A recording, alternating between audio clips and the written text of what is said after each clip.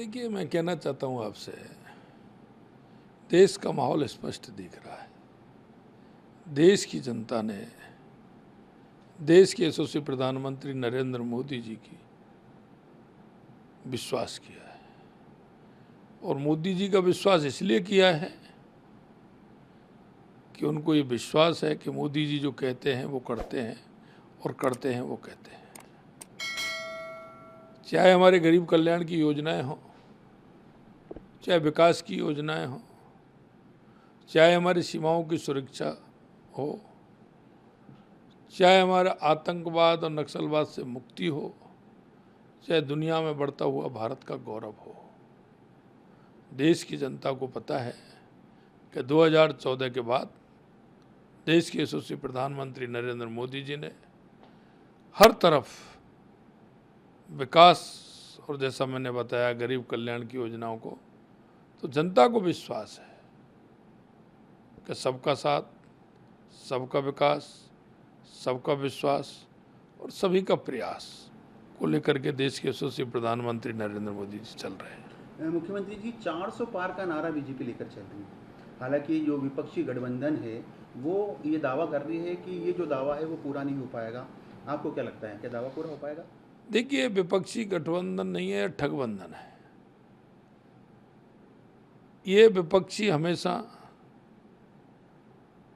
भ्रष्टाचार और तुष्टीकरण की राजनीति करता है। चुनाव आते ही ये लूट और झूठ की बात करते हैं, ये जनता को बरगलाने का काम करते हैं, और जनता समझ चुकी है, क्योंकि इनको परिवारवाद, भ्रष्टाचार, जातिवाद, प्रांतवाद और यहाँ तक कि अब तो ये रंग-भेद की नीति पर भी आ गए। तो जनता को पता है कि ये बरगला करके वोट की बात करते हैं। इन्होंने लगातार गरीबी हटाओ के नारे लगाए, लेकिन आज तक इनका गरीबी से किसी प्रकार का कोई नाता नहीं रहा। गरीब कल्याण की योजनाओं को अगर इस देश में उस गरीब तक पहुंचाने का काम किया है, अंतिम पायदान तक पहुंचाने का काम किया है, तो देश के यशस्वी प्रधानमंत्री नरेंद्र मोदी जी ने किया है। इसलिए मैं कह सकता हूं, जहां जहां जिस प्रदेश में मैं गया हूं, लोगों का मन देखा है, भाव देखा है, उत्साह देखा है, उमंग देखा है, और वो उमंग देश के यशस्वी प्रधानमंत्री नरेंद्र मोदी जी के काम की उमंग है। मुख्यमंत्री जी, चूंकि 4 तारीख को पिटारा खुलेगा, एग्जिट पोल अपनी अलग अलग बात कह रहे हैं, अलग अलग दावे कर रहे हैं। कई एग्जिट पोल 400 से नीचे का आंकड़ा बता रहे हैं। क्या लगता है आपको कि जो तमाम एग्जिट पोल है, क्योंकि सरकार तो बनती हुई, तमाम जो एग्जिट पोल है वो बता रहे हैं कि तीसरी बार बीजेपी की सरकार बन रही है, लेकिन जो 400 का आंकड़ा था उसको लेकर कुछ जो एग्जिट पोल है वो उसको कम बता रहे हैं? देखो, मैं आपसे कहना चाहता हूँ, आप पिछली बार के भी एग्जिट पोल निकाल करके देख लीजिए। पिछली बार की भी इसी तरह के थे, लेकिन भारतीय जनता पार्टी 2014 में कितनी सीट आई, 2019 में उससे बढ़कर के कितनी आई, और 2024 में उससे बढ़कर के कितनी आएंगी, ये आप देख लेना। हमेशा एग्जिट पोल जिस तरह की कहता है, हमारे कार्यकर्ता और देश के यशस्वी प्रधानमंत्री नरेंद्र मोदी जी पर देश की जनता का भरोसा है, इसलिए जो कहा है वो पूरा होगा।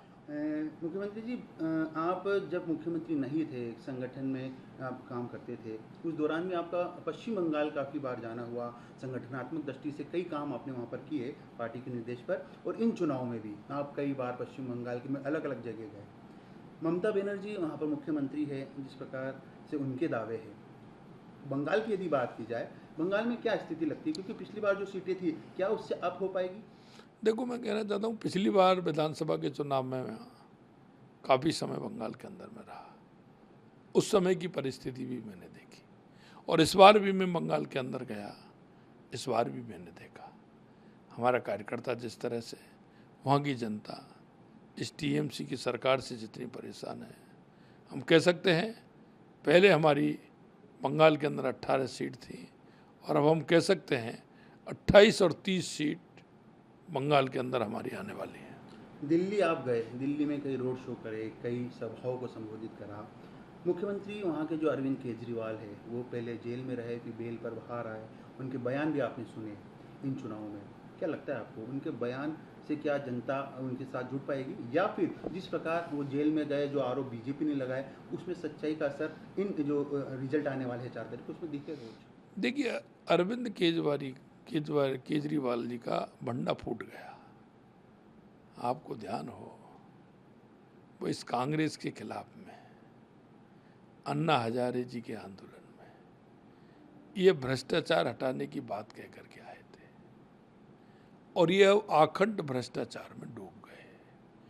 और जिस कांग्रेस के खिलाफ ये आए थे, देखा आपने दिल्ली में, उसी कांग्रेस से इन्होंने गठजोड़ किया है। तो दिल्ली की जनता जान चुकी है कि केजरीवाल क्या है। इसीलिए मैं कह सकता हूं कि दिल्ली की 7 की 7 सीट भारतीय जनता पार्टी जीतेगी।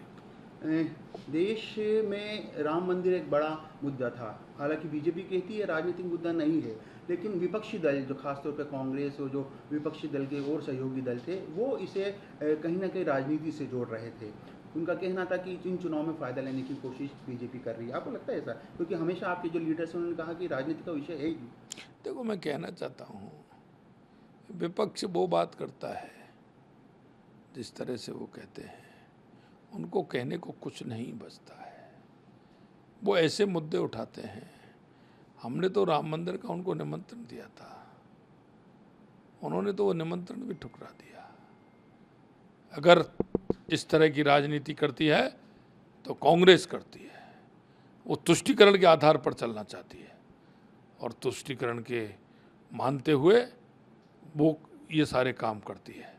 भारतीय जनता पार्टी काम करती है अपने विकास का और अपने गरीब कल्याण की योजनाओं का, और देश से जो वायदा किए उनको पूरा करने का काम करती है। इन चुनावों में बीजेपी के पास एक बड़ा चेहरा है प्रधानमंत्री का, नरेंद्र मोदी के रूप में। विपक्षी जो गठबंधन है, इंडिया अलायंस, उनके पास कोई चेहरा नहीं था, प्रधानमंत्री का अब तक कोई उम्मीदवार घोषित नहीं कर पाए। ऐसी स्थिति में जब चुनाव मैदान में उतरे बिना चेहरे के, और एक पार्टी जो विश्व का सबसे बड़ा चेहरा राजनीति में, उनको लेकर उतरे, क्या लगता है आपको, इसका कितना नुकसान इंडिया अलायंस को होगा?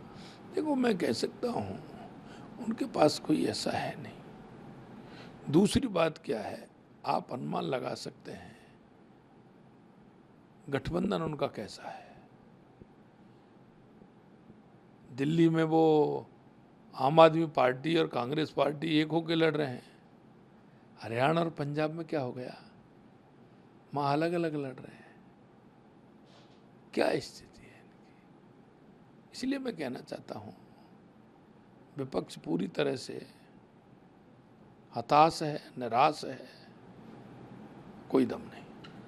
अब चूंकि आप राजस्थान के मुखिया है, राजस्थान की यदि बात की जाए तो राजस्थान में पिछले 2 बार से ये रहा है कि 25 सीटें बीजेपी की झोली में गई है। इस बार पूरा दारोमदार आपका रहा, आपने लगभग हर क्षेत्र को कवर भी किया। हालांकि वो जो टॉप लीडर थे, क्योंकि प्रदेश अध्यक्ष कहीं ना कहीं इस बार अपने जो खुद चुनाव लड़ रहे थे वहाँ पर थे, बाहर ज़्यादा नहीं आ पाए। ऐसे में जिम्मेदारी आपकी थी, तो मान के चलिए कि इस बार हैट्रिक लग रहा है। देखो, मैं कहना चाहता हूँ 2014 में भी 25 सीट जीते थे, 19 में भी 25 सीट जीते थे, और मैं कहना चाहता हूँ 24 में भी हम 25 की 25 सीट जीतेंगे। लास्ट सवाल मेरा, क्योंकि राजस्थान में आप लगातार, चाहे बिजली की समस्या हो, पानी की समस्या हो, लगातार उसके समाधान के लिए, आम जनता की राहत मिले, उसके लिए आप काम कर रहे हैं, खुद फील्ड में भी आप उतरे। बिजली एक बड़ी समस्या सामने आई, उसको लेकर ये भी आरोप है कि पिछली जब अशोक गहलोत सरकार रही, उस समय कॉन्ट्रैक्ट ऐसा किया गया कि इस पीक आवर्स में, इस माह जब बिजली की सबसे ज़्यादा आवश्यकता जनता को पड़ती है राजस्थान में, उस दौरान यहाँ पर जो उत्पादित बिजली है वो दूसरे प्रदेशों में देना पड़ रही है। ये सब क्या, ये जो आरोप लगा, इसमें कितनी सच्चाई है? देखो, मैं कहना चाहता हूँ आपसे, कांग्रेस ने हमेशा जिस तरह के काम किए हैं, उसने जनता के हित के काम नहीं किए। उन्होंने जब बिजली की दर 4 रुपये, 3.5 रुपये थी अगस्त सितंबर 2022-23 को, तो उन्होंने बिजली उधारी ली। और आप देखिए वो प्रदेश कितने होशियार थे कि उन्होंने उस बिजली का उधारी का लौटाने का समय मई जून जुलाई, जो प्रमुख पीक पॉइंट होता है बिजली के लिए पूरे देश के अंदर, और राजस्थान के लिए तो इसलिए होता है कि राजस्थान में सबसे ज़्यादा गर्मी होती है। मैं कहना चाहता हूँ आज भी हम 1.67 लाख यूनिट पर डे हम उनका जो MOU हुआ है उसकी बिजली चुका रहे हैं, और राजस्थान की जनता को भी हम बिजली दे रहे हैं। हमने हमारे थर्मल प्लांट भी चालू किए हैं और हम बाहर से बिजली भी खरीदने का काम कर रहे हैं।